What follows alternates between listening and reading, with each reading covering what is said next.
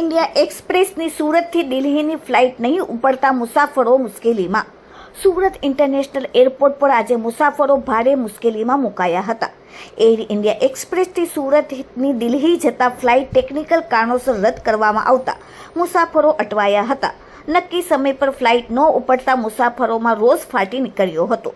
પ્રાપ્ત માહિતી અનુસાર સુરતથી દિલ્હીની ફ્લાઇટ લગભગ 10 કલાક જેટલી લેટ થતા મુસાફરો અકળાઈ ઉઠ્યા હતા.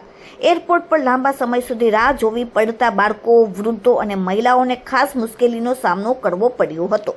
ફ્લાઇટ રદ થવાની જાણ મોડેથી આપવામાં આવતા મુસાફરોમાં એરલાઇન્સ સામે ભારે નારાજગી જોવા મળી હતી. કેટલાક મુસાફરોએ એરપોર્ટ પર હોબાળો મચાવ્યો હતો અને તાત્કાલિક વૈકલ્પિક વ્યવસ્થા કરવાની માંગ ઉઠાવી હતી. એર ઇન્ડિયા એક્સપ્રેસ તરફથી ટેકનિકલ ખામી હોવાનું કારણ આપવામાં આવ્યું છે. જોકે મુસાફરોને યોગ્ય માહિતી અને સુવિધા ન મળતા એરલાઇનની કામગીરી સામે સવાલો ઊભા થયા છે. ઘટનાને લઈને એરપોર્ટ અધિકારીઓ અને એરલાઇન સ્ટાફ મુસાફરોને સમજાવવાનો પ્રયાસ કરી રહ્યા છે.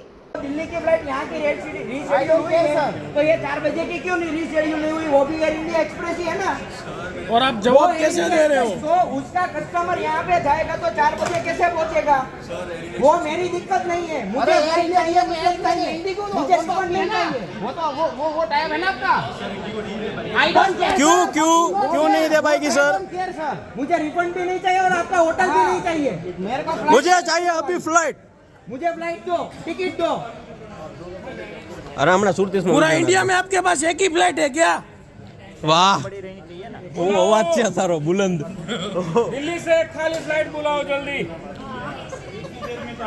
હા તો આટલી બધી બકચોદી કરીને ત્યાંથી એકવાર બોલાવી લેવાય ફ્લાઇટ ભાઈ. અરે એ પાસે છે જ નહીં, એક જ છે. આટલી મોટી એરલાઇન છે, ઇન્ટરનેશનલ એરપોર્ટ છે તમારું. એ લોકો બસ એમાં પાછી નવી ફ્લાઇટ ચાલુ કરી શરમ આવી જોઈએ, શરમ. એર ઇન્ડિયા એક્સપ્રેસ પાણી લઈને મરી જવાય. ના અહીંથી આપણે